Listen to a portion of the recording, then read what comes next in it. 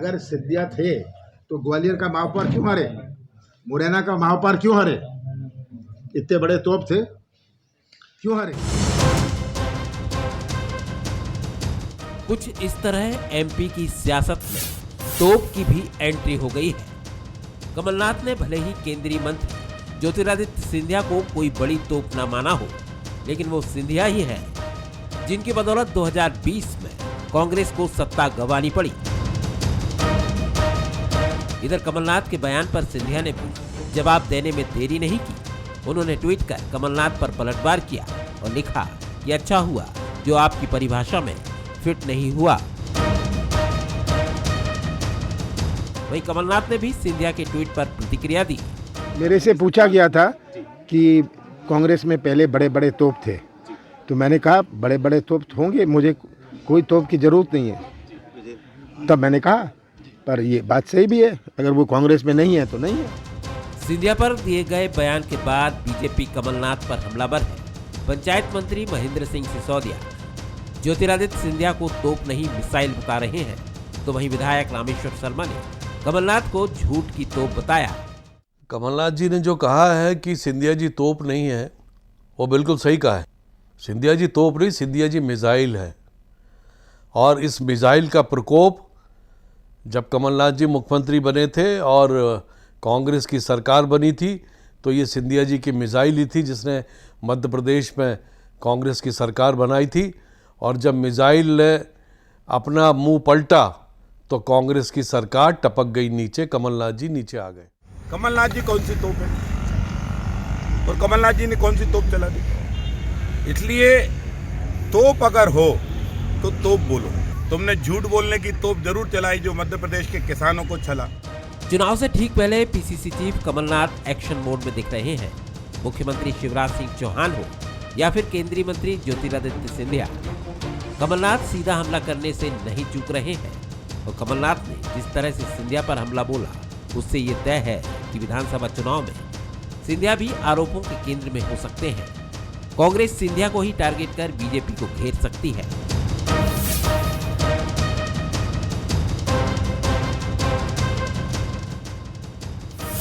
सवाल नंबर 1, क्या विधानसभा चुनाव की जंग कमलनाथ बनाम सिंधिया में बदल जाएगी? सवाल नंबर 2, क्या कांग्रेस सिंधिया को केंद्र में रखकर ही बीजेपी पर हमले करेगी? सवाल नंबर 3, क्या सिंधिया को घेरने की रणनीति कांग्रेस पर उल्टी पड़ सकती है? नमस्कार, मैं हूं शरद द्विवेदी और आज का हमारा मुद्दा है एमपी में चुनावी तोप। कभी अकबर इलाहाबादी का एक बड़ा मकबूल शेर रहा है जो आज भी कभी कभी यूज होता है। खींचो न कमानों को न तलवार निकालो, खींचो न कमानों को न तलवार निकालो, जब तोप मुकाबिल हो तो अखबार निकालो। ये चौथे स्तंभ की शक्ति को सामने रखकर अकबर इलाहाबादी साहब ने ये बात कही थी। और अब बात हो रही है मध्य प्रदेश में पॉलिटिकल शख्सियत के नाते तोप की। सिंधिया जी ने कहा अच्छा हुआ मैं आपकी तोप नहीं रहा, और कमलनाथ जी कह रहे हैं कौन सी तोप है, और रामेश्वर शर्मा जी बीजेपी के सीनियर लीडर वरिष्ठ विधायक पूछ रहे हैं कि कमलनाथ जी कौन सी तोप है। तो आखिर तोप है कौन मध्य प्रदेश की राजनीति में, और तोप का मतलब क्या है? महेंद्र सिंह सिसोदिया जी कैबिनेट मिनिस्टर कह रहे हैं कि मिसाइल हैं सिंधिया जी। पहले उन्होंने जो है 2018 के पहले बीजेपी को एक तरह से नुकसान पहुंचाया, और जब बीजेपी के साथ वो हुए तो उन्होंने कांग्रेस को नुकसान पहुंचा के सरकार बनाई। और उनकी ताकत तो एक ऐसी ताकत है मिसाइल की कि जो ज़बरदस्त कमाल करती है।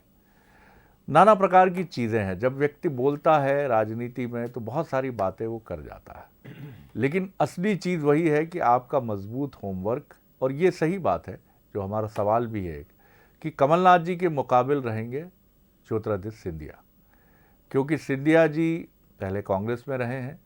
तो कमलनाथ जी की काट के तौर पर निश्चित तौर पर बीजेपी की रणनीति का हिस्सा होगा कि वो ज्योतिरादित्य सिंधिया जी को उनके सामने खड़ा करें। और कमलनाथ जी भी चाहेंगे कि वो घेराबंदी करें, क्योंकि ज्योतिरादित्य सिंधिया जी का अपना कद है, एक बहुत महत्वपूर्ण वो राजनेता हैं और बहुत मजबूत राजनीति उनकी है। और आगे बढ़ने के, आकाश में ऊंचा जाने की भी उनकी बहुत संभावनाएं हमेशा विद्यमान रही हैं, जब पहले कांग्रेस में रहे हैं या अब वो बीजेपी में है। आज इसी पर हम बात करेंगे। जो मेहमान हमारे साथ हैं उनसे मिलिए। हमारे साथ हैं कांग्रेस के वरिष्ठतम नेता, रीवा का प्रभार का दायित्व भी देखने वाले प्रताप भानु शर्मा जी, अपनी स्नेहिल मुस्कुराहट के साथ, बहुत स्वागत है उनका। और उसी मुस्कुराहट के साथ हैं doctor Hitesh Vajpayee, senior leader, प्रवक्ता, नागरिक आपूर्ति निगम के पूर्व चेयरपर्सन। और ये दोनों नेता आश्वस्त करते हैं हमें कि राजनीति में सम्मान और सौहार्द की परंपरा इंटैक्ट है, अक्षुण है। मनोज सैनी जी हमारे साथ हैं, एग्जीक्यूटिव एडिटर, पॉलिटिकल एडिटर, वो भी हमारे साथ रहेंगे।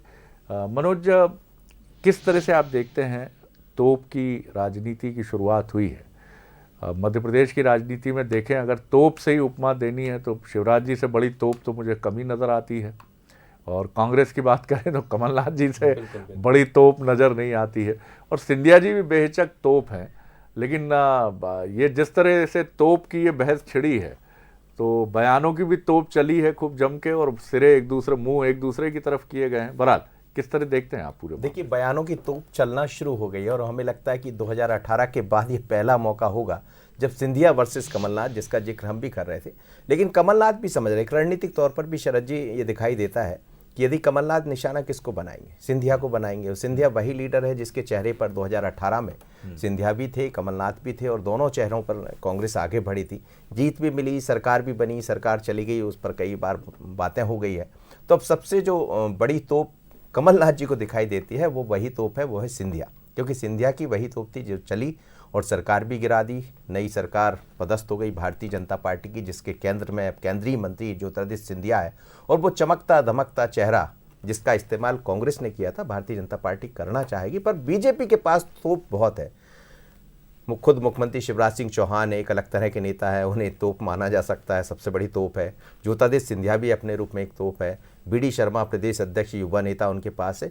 कांग्रेस के पास एक ही तोप है और वो है तोप कमलनाथ जी की। तो हमें लगता है ये तोप की सियासत बड़ी तेजी से चलेगी। अब कितनी मिसाइल और कहाँ कहाँ गिरेगी, किस पर गिरेगी, कौन कहाँ जाएगा, पर ये मानकर चलिएगा कि सिंधिया वर्सेस कमलनाथ दिखाई दे रहा है। डॉक्टर हितेश वाजपेयी, आप किस तरह से देखते हैं पूरे मामले को? तोप की बहस है, आप भी अपनी तोप कहूँ उसको या AK-47 कहूँ, जिस भी रूप में आप देखें, आप भी सामने रहें इस पूरे मसले पर, आपका भी बयान और आपका भी स्टेटमेंट सामने आया है, आप किस तरह देखते हैं? जी देखिए, मैं हालांकि हिंसक बयानों में इस प्रकार के कोई यकीन नहीं रखता हूँ। लोकतंत्र में जनता के बीच कद हुआ करते हैं। ठीक बात। तो जहाँ तक मैं सिंधिया जी को देखता हूँ तो सिंधिया जी में मुझे 3 खूबियाँ बहुत अच्छी दिखाई देती हैं। जब वो कांग्रेस में थे प्रताप भानु शर्मा जी के साथ, तब भी दिखती थी। एक तो स्वच्छ छवि के देता रहे हैं वो हमेशा, और उसके साथ साथ यदि आप उनको देखेंगे तो स्वस्थ शरीर के भी नेता रहे हैं। मतलब उनकी एक आकर्षक मजबूत बॉडी लैंग्वेज है। कभी आपको उनको क्रिकेट के मैदान पे देख लें या उनको चलते हुए उनकी बॉडी लैंग्वेज देखेंगे तो कभी कमज़ोर नहीं दिखाई देगी शरद जी आपको। और तीसरी बात, मतलब उनके चलने से आप उनकी उम्र का अंदाज़ा नहीं लगा सकते हैं, और ऐसे कम नेता होते हैं। और तीसरी बात जो है उनका, कुल मिला के तोप तो हैं वो, खूबसूरत और आकर्षक व्यक्तित्व, जी जी, जिसको हम चुंबकीय व्यक्तित्व कहते हैं। तो मुझे लगता है ये तीनों गुण उनके अंदर ईश्वर ने उन्हें भरपूर दिए हैं।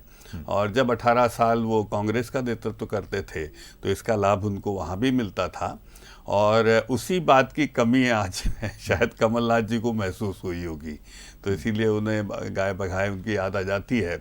और होना भी चाहिए, स्वाभाविक है। 2018 में उन्होंने बहुत मजबूती से कांग्रेस के कैंपेन को लीड किया था, और उसके बाद, लेकिन शरद जी मैं इस बात से बहुत इत्तेफाक नहीं रखता हूँ कि उस 18 के बाद सामना नहीं हुआ। सर, उपचुनाव में हुआ, ये 28 स्थानों में से अधिकांश वही स्थान थे, तो स्वाभाविक है कि कमलनाथ जी का सामना सिंधिया जी से हो चुका है, ऐसा मेरा मानना है।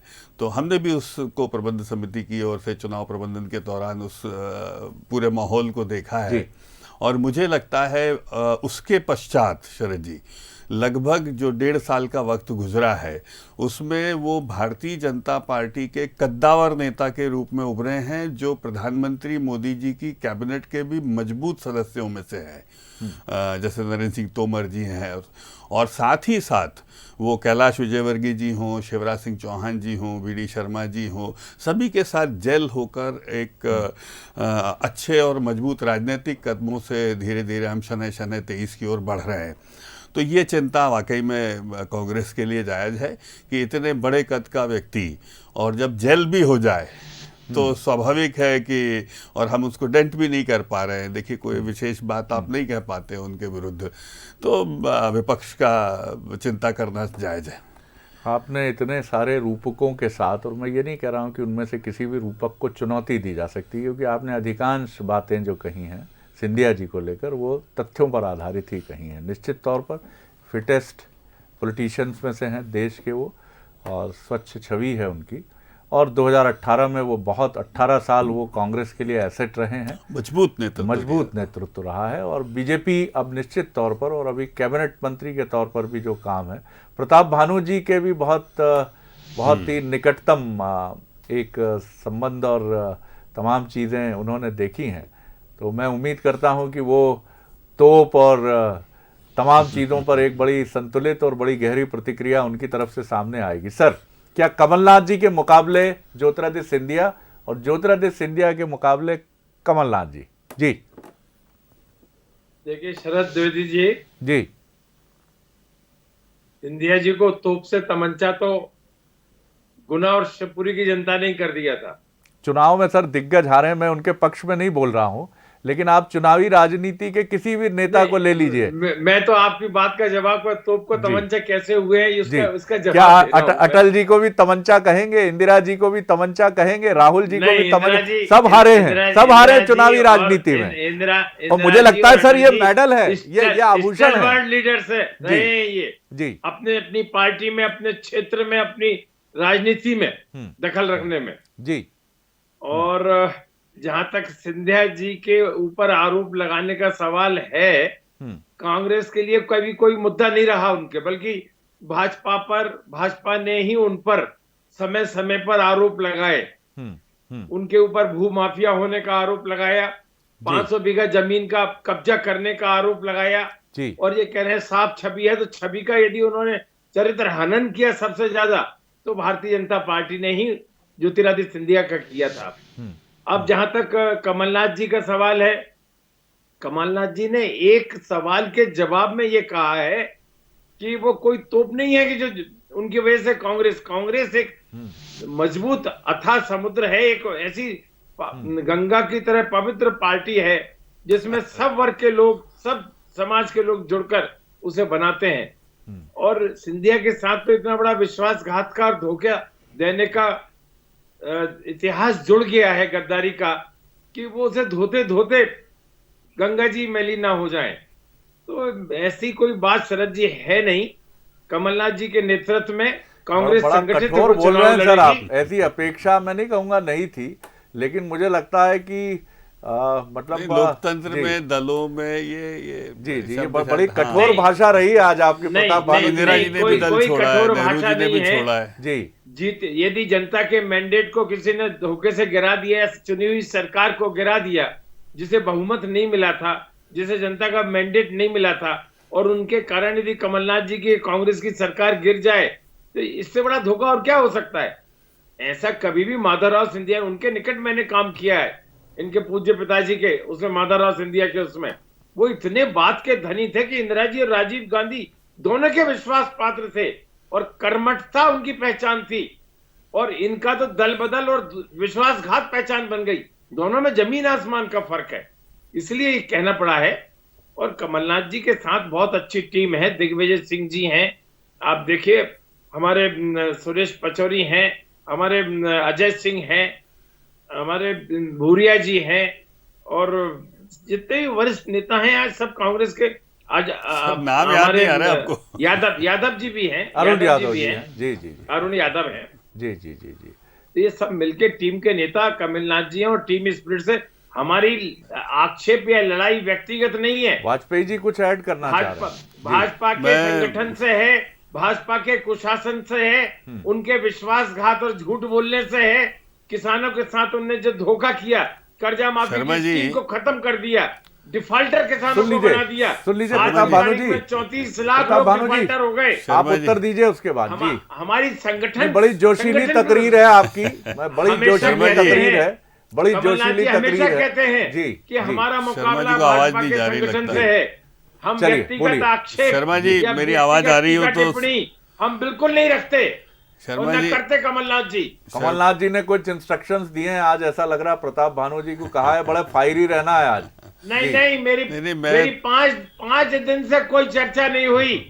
अरे सर, मैं तो सिर्फ हल्का करने के लिए बात कर रहा था सर। उनमें खुलासा कर दिया। जी, आपसे ही चर्चा हो रही है, किसी और से नहीं। शर्मा जी, ये मुद्दा भी 2-3 आपने फिक्स किया है और चर्चा में मुझे शामिल भी आपने किया है, बगैर किसी सिफारिश के। जी हाँ, जी हाँ जी। मैं 2-3 बातें शर्मा जी से जरूर याद दिलाना चाहूँगा कि पहली चीज़ देखिए शर्मा जी, बहुत समय तक दोनों के बीच जो संवाद रहा जब उन्होंने दल छोड़ा, वो भी सबके बीच है। और मुझे बहुत अच्छे से याद है कि चुनाव से पहले 12 महीने पहले शरद जी का एक इंटरव्यू भी उन्होंने किया था। उन्होंने कभी भी कांग्रेस के लिए कभी, और इवन आज तक राहुल जी के लिए या सोनिया जी के लिए कभी अपशब्दों का प्रयोग नहीं किया। तो इसीलिए मुझे लगता है उनके लिए भी थोड़ा स्पेस रखना चाहिए। और उनका छोड़िए, इवन कमलनाथ जी के लिए भी शरद जी आप कोई अपशब्द बता देंगे जो सिंधिया जी ने या शिवराज जी ने कभी प्रयोग किया हो। तो मुझे ऐसा लगता है, अच्छा प्रताप भानु जी कमलनाथ जी की ही सीरीज के नेता हैं। मतलब आज हम एक कोई आम प्रवक्ता से बात नहीं कर रहे हैं, तो मुझे दुख हो रहा है। तीसरी बात जो बहुत महत्वपूर्ण है, देखिए पूरे संवाद में मैंने तो सर बोला कि शिवराज जी और सिंधिया जी का नाम लिया कि उन्होंने कभी अपशब्दों का प्रयोग कमलनाथ जी के लिए नहीं किया, और इसमें कोई शंका वाली बात नहीं है। मैं भी करना पसंद नहीं करता हूँ। कमलनाथ जी ने भी कभी नहीं किया। आपने भी नहीं किया सर, आपने कर दिया ना सर आज। कमलनाथ जी बहुत ही आप कठोर शब्दों का प्रयोग करते हुए आए हैं, अब शब्द नहीं बोले हैं आपने। जी, मैं जो बात कहना चाहता हूँ शर्मा जी, वो बहुत महत्वपूर्ण है कि पूरे अपने इतने संवाद में मैंने इसी बात को स्थापित किया कि हम तथ्य पर आधारित बात करें, लेकिन जवाब में मुझे फिर उसी प्रकार की भाषा मिल गई। और फिर मैं अगेन शरद जी कह रहा हूं कि इसको आप रीड करिए, इसको 2 मिनट के लिए हम इमोशनली यदि भूल भी जाएं तो देखिए, आप मानिए विश्वास कि 2018 में कांग्रेस के मजबूत पिलर थे ज्योतिरादित्य सिंधिया जी। सर, कोई 22 विधायक लेकर यदि कोई दल छोड़ दे 230 विधानसभा की कुल सीटों में से, तो आप समझ सकते हैं कि आप उस नेता को कमलनाथ जी कैसे इग्नोर कर रहे थे। मतलब हमारी भी समझ में ये बात नहीं आई। और ये एक उनके कद का एक पॉलिटिकल रिफ्लेक्शन तो शरद जी मानेंगे ना कि आज के युग में कोई ऐसा करता है क्या, कोई जाता है क्या ये किसी के साथ इस रूप में। और ये जो विधायक थे ये 6-6, 7-7 बार के थे और कैबिनेट मिनिस्टर थे सब, तो इनके लिए मिनिस्ट्री में तो थे ही ये। तो मैं नहीं समझता कि इसको आप किसी भी रूप में राजनीतिक कद में कम आंक सकते हैं, और यही तकलीफ है। फिर शरद जी, मैं एक बॉटम लाइन बोल रहा हूँ कि ज्योतिरादित्य सिंधिया जी के, चलिए सब भूल जाइए, राजनीतिक कद को कमलनाथ जी समझते हैं और उन्हें मालूम है 23 में इसका सामना करना है। वो बात उनके जहन में पीछे रहती है। बोल लीजिए Sharma ji, very wise politician. फिर मैं मनोज जी की तरफ आता हूँ। नहीं, मनोज जी के पास जाइए। देश जी ने कहा कि सिंधिया जी जब कांग्रेस में थे तो एक मजबूत स्तंभ थे। थे का शब्द का उपयोग किया है कांग्रेस में। हम हाँ, कांग्रेस में थे तो मजबूत थे, आज नहीं है।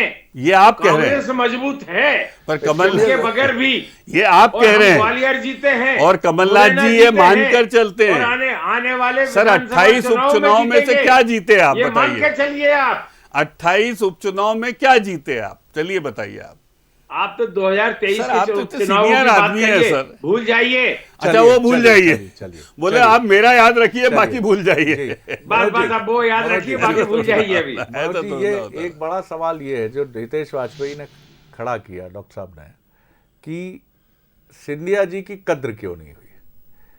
अगर यही कल्पना करिए, फर्ज करिए, मैं प्रताप भानु जी की तरफ भी ये सवाल ले जा रहा हूँ, वो भी जवाब देंगे इसका, कि इंदिरा गांधी होती तो क्या ये सब होता। आज मैं कमलनाथ जी की भी, मैं नहीं कहता, मैं कोई जज नहीं हूं, ना मैं कोई किसी को ये कह सकता हूं कि गलती, लेकिन अगर एक मजबूत लीडरशिप दिल्ली में होती है, बीजेपी में लीडरशिप के इशू क्यों नहीं होते? क्यों मध्य प्रदेश में अफरा तफरी मचती नहीं दिखती कि साहब ये ऐसा क्यों? जब वहां गुजरात के मुख्यमंत्री को हटाया जाता है और पटेल साहब को लाया जाता है, इनके बाद मुझे बताइएगा सर, तो क्यों अफरा तफरी नहीं मचती? या उत्तराखंड में परिवर्तन किया जाता है तो क्यों ऐसा नहीं होता कि मैं ये कर दूंगा, मैं वो कर दूंगा, मेरे इतने विधायक वहां जा रहे हैं? और इंदिरा जी के समय कांग्रेस में नहीं होता था, अर्जुन सिंह जी बराबर मैदान में रहते थे, माधवराव सिंधिया जी रहते थे, मोतीलाल वोरा जी रहते थे, शुक्ल बंधु रहते थे। इतनी स्टालवर्ट लीडरशिप के बाद भी इंदिरा जी और केंद्रीय नेतृत्व जिसके साथ होता था, मुख्यमंत्री वही बनता था। तो आप कैसे देखते हैं इसको? क्या बीजेपी बहुत चतुराई से ये समझ रही है कि सिंधिया जी एक बहुत ही ट्रम्प कार्ड हैं उसके लिए, और चूंकि वो समझते भी हैं, चूंकि 18 साल वो कांग्रेस में रहे हैं और 2018 की कांग्रेस की कैंपेनिंग का बहुत अहम किरदार है, कमलनाथ जी के साथ रहे थे, तो वो समझते हैं कि चुनाव में भी हमें कांग्रेस को कैसे जवाब देना। देखिए, ज्योतिरादित्य सिंधिया निश्चित रूप से एक ट्रम्प कार्ड है, और अकेले मध्य प्रदेश के लिए नहीं है शरद जी। वो गुजरात को प्रभावित करते हैं, वो महाराष्ट्र को प्रभावित करते हैं, वो राजस्थान को प्रभावित करते हैं, क्योंकि मराठी मानुस भी उनको कहा जा सकता है। जब वो बात होती है तो मराठी में बात भी करते हैं, धारा प्रभा मराठी बोलते हैं संघ के बड़े। और आप देखिए जिस तरह से उन्होंने भारतीय जनता पार्टी को थामा, बीजेपी के बाद संघ से जैसे संबंध बने, कभी कोई विवाद में नहीं आया, कहीं कोई वो समझ रहे हैं कि भारतीय जनता पार्टी के साथ मुझे कैसा बढ़ना। तो बीजेपी ने बहुत ही चतुराई से, और अकेले जहां तक बात आती है कि नेतृत्व की, तो नेतृत्व ने तो कहीं ना कहीं कुछ गड़बड़ हुआ है। आप दिल्ली में बैठकर समझ सकते थे कि उनको संभाल सकते थे। बात सचिन पायलट की भी आती, बात बाकी उनसे जुड़े और युवा नेताओं की आती, जो कुछ नेता उत्तर प्रदेश में चले गए भारतीय जनता पार्टी के साथ, एक और युवा नेता चले गए, तो कहाँ गड़बड़। तो हमें लगता है कि ये सोचना पड़ेगा, और यही कहीं ना कहीं 18 या 19 के चुनाव की बात करें लोकसभा की, वो एक अलग चुनाव थे, 23 और 24 में अलग है, जिसमें सिंधिया एक ट्रम्प कार्ड के रूप में तो आप ये भी संकेत कर रहे हैं कि इस चुनाव में भी चुनौती है केंद्रीय नेतृत्व की कि सिंधिया जी तो चले गए 2018 के पहले, लेकिन जो हैं बड़े, बिल्कुल उनको संभाल के रखे हैं 2023 में। बिल्कुल, ये भले पार्टी को लग रहा है कि सब ठीक है, और ये चिंता कमलनाथ जी खूब अच्छे से समझ रहे हैं, बहुत ही सीनियर लीडर हैं, वो सब समझते हैं मुझे लगता है। जी बोलिए सर। देखिए, मैं आज एक छोटा सा खुलासा करना चाहूँगा सिंधिया जी की विनम्र मौन अनुमति के साथ में, कि इस विषय को कभी कभी अनौपचारिक चर्चा में हमने भी डिस्कस किया था। तो 2 कारण बहुत मजबूत जो मुझे दिखाई दिए शरद जी। एक कारण ये था कि राहुल जी से उनकी बहुत अच्छी मित्रता रही है, उन्होंने सब बातें उनसे कही होंगी और कही थी, लेकिन राहुल जी की बात मध्य प्रदेश में नहीं उतर पाती थी, यानी कि वो निर्णायक उस पर नहीं पहुंच पाती थी, जिससे कि उनको ऐसा लगता था कि उनके जो 25-30 साथी हैं और उनके क्षेत्रों के जो विषय हैं वो फलीभूत नहीं हो पाते, जमीन पे नहीं उतर आते, जिसकी बातें भी बार बार निकल कर आई। तो धीरे धीरे ये निराश हो गए। और फिर कमलनाथ जी, जो मनोज जी ने कहा ना, वो भाई संजय गांधी मतलब उस परिवार में तीसरे पुत्र माने जाते थे, तो वो एक एडेड एडवांटेज जो मजबूती का कमलनाथ जी का रहा, उसने सिंधिया जी को बार बार चोट पहुंचाई, और मुझे लगता है ये एक बड़ा कारण रहा, और जिसमें हीलिंग टच जो देना था वो नहीं दिया। और सिंधिया जी जन केंद्रित नेता हैं साहब, और उन्होंने ये बड़ा निर्णय लिया, ऐसा मुझे लगता है। एक बार मैंने नवाब पटौदी साहब का इंटरव्यू किया, अब दिवंगत जी, अब वो दुनिया में नहीं है, उन्होंने एक बड़े, उस समय धोनी कैप्टन होते थे इंडियन टीम के, मैंने उनसे पूछा कि धोनी के बारे में आप क्या कहेंगे, तो उन्होंने कहा कि जो सबसे अच्छा कैप्टन वो है जो ड्रेसिंग रूम पॉलिटिक्स को हैंडल कर ले। इंदिरा जी ऐसी ही एक कैप्टन रही हैं, नरेंद्र मोदी जी ऐसे ही एक कैप्टन माने जा रहे हैं, जो अपने नेताओं के होते ही हैं, इसको कोई छिपाने की बात नहीं, अंतर विरोध, कहीं ना कहीं चुनौतियां, लेकिन आप इसको जिस तरीके से हैंडल करते हैं, तो क्या आप आश्वस्त हैं कि आप ये सारी चीज़ें, आपकी केंद्रीय नेतृत्व की बात मैं कर रहा हूं, कमलनाथ जी तो खूब पसीना बहा रहे हैं, अपने सामर्थ्य से अधिक कोशिश कर रहे हैं, लेकिन इससे ही बात नहीं बनेगी, क्योंकि बीजेपी का डबल इंजन है, डबल इंजन आपका भी जरूरी है। शरद जी, बिल्कुल हमारा केंद्रीय नेतृत्व सक्षम है, और इस तरह की अंदरूनी नेतृत्व की प्रतिस्पर्धा होती है हर राज्यों में, कांग्रेस में भी है, बीजेपी में भी है। और आपने ये साफ कहा हमारे सैनी जी ने कि भाजपा में डिक्टेटरशिप के कारण उनके नेतृत्व, अरे सर ऐसा नहीं कहा, आप कहाँ ले जा रहे हैं मनोज, और हमारे खुलापन है, मनोज जी आपने ऐसा नहीं कहा है। आज प्रसाद भानु शर्मा जी दूसरे मूड में हैं, अपनी बात कर देते हैं, ऐसा नहीं है। नहीं, आप मतलब हम पत्रकारों को ये कहने के लिए विवश कर रहे हैं कि आपने जो कहा है आपने अपने शब्द हमारे मुंह के साथ जोड़ दिए सर। अलग गुट है जी, नरेंद्र सिंह जी का अलग गुट है, और एक इनका आप कह रहे हैं सिंधिया जी का 4 गुट हो गए मध्य प्रदेश में भाजपा के।